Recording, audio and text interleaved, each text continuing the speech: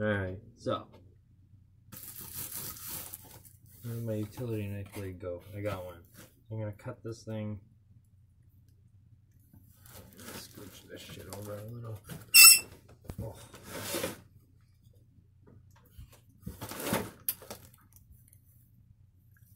Great.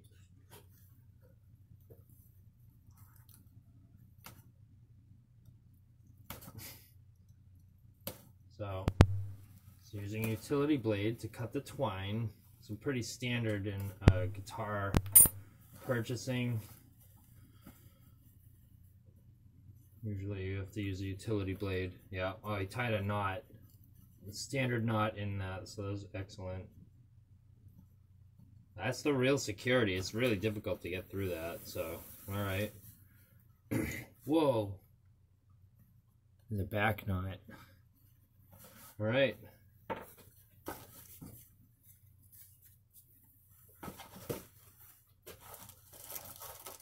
So this box is not anything. Ooh, it's an EMG box, perhaps for pickups. This is, as usual, some of the most fucked up packaging I could hope for.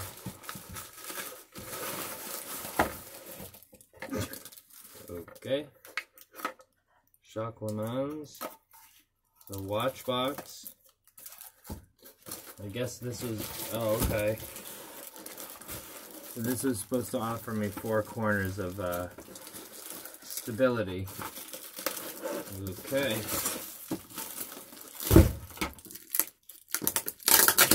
Oh man, what other neat relics did I get? So I got an EMG box. This thing is popped out. This is a watch box.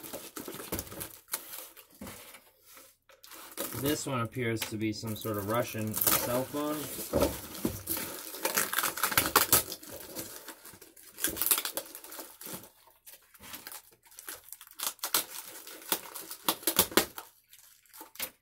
Oops.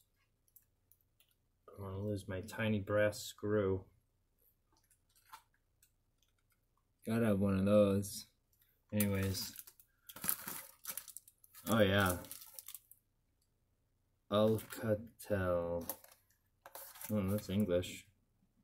Ooh, this thing was running Android 8.1. See some interesting statistics there. And, yeah. Anyways, alright, let's get to the good stuff.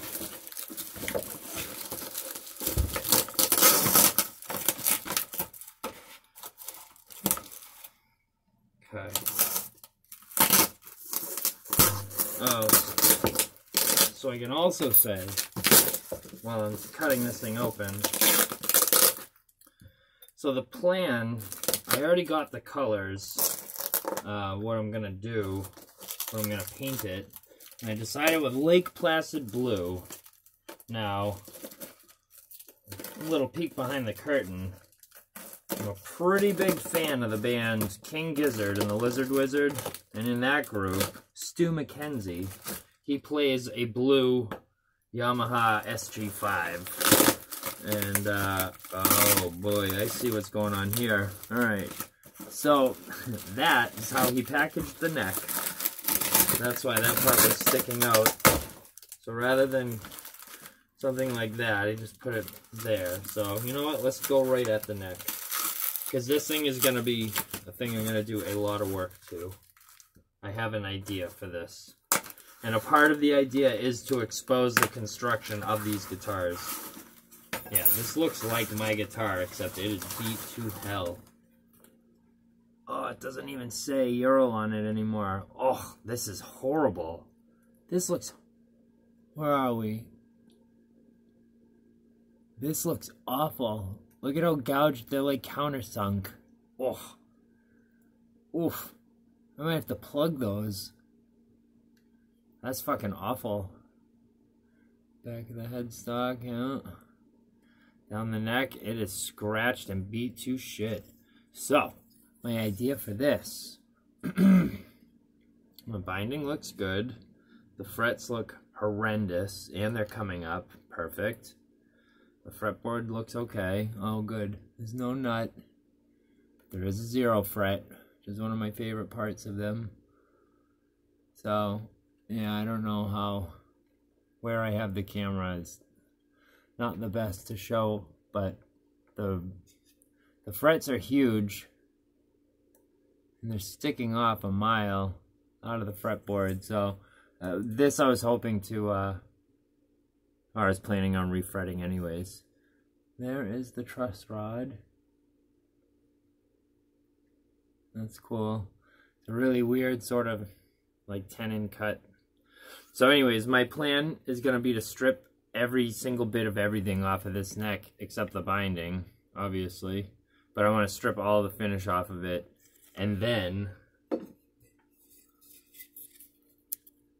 you know, I'm fucking showing it backwards. I'll use the other, when the camera's the other way. But the re-ranch, the neck orange, fender orange. So I'm going to make this, whatever wood it is, look orangey and vintage fendery. And then blue headstock that'll match. That'll look sweet. Alright, so there's the neck. Alright. Yeah, it feels like a big old baseball bat like the other one. Whoops.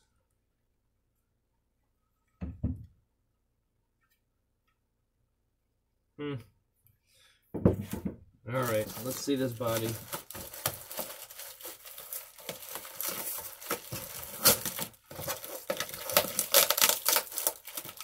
To be clear, I have no problem with this packing job at all. I don't mind anything that he did.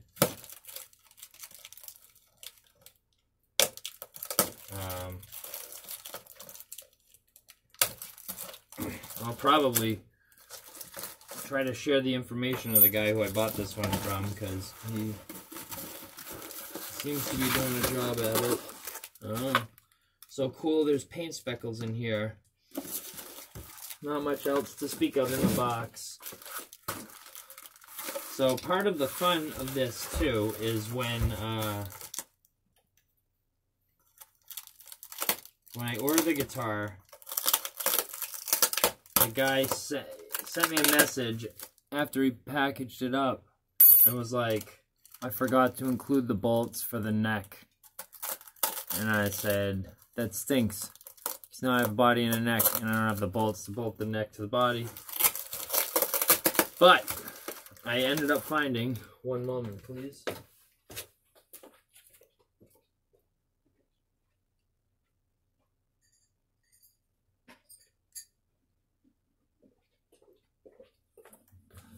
I found a listing that he had for this beautiful, crazy shape that is the tremolo arm for this guitar. And I said, well, if I buy the tremolo arm, will you package those up? He said, sure. But in the meantime, I had asked him if he had any extras, if he had any busted parts, anything else you want to throw in there. Because you know what?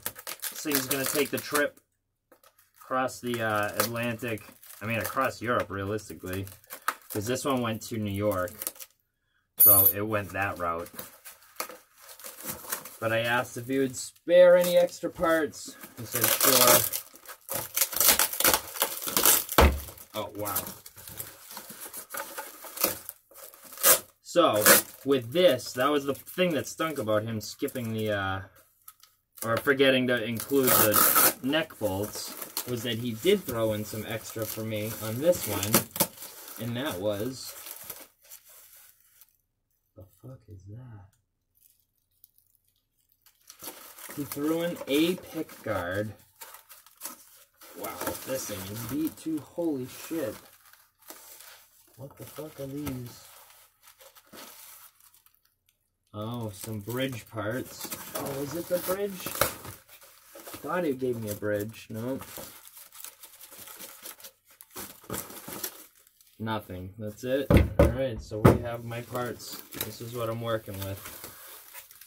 Nothing else. Nothing else. Oh. So he gave me a pick guard. And the point about the pick guard is I love the shape. And while I do... Oh... extra pickup was cut into that bad boy. While I do like this pickguard shape, yeah, I don't know. We're gonna have to see. We'll see what happens. I was gonna use this thing as a template. Plus, it's just a neat old relic to have.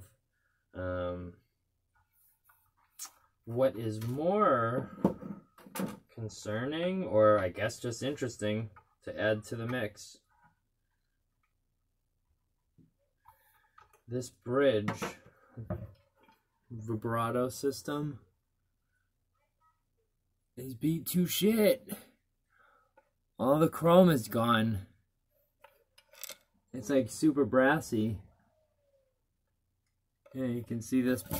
You can see this part where the strings go through is all kinds of chromy, but this shit is gone.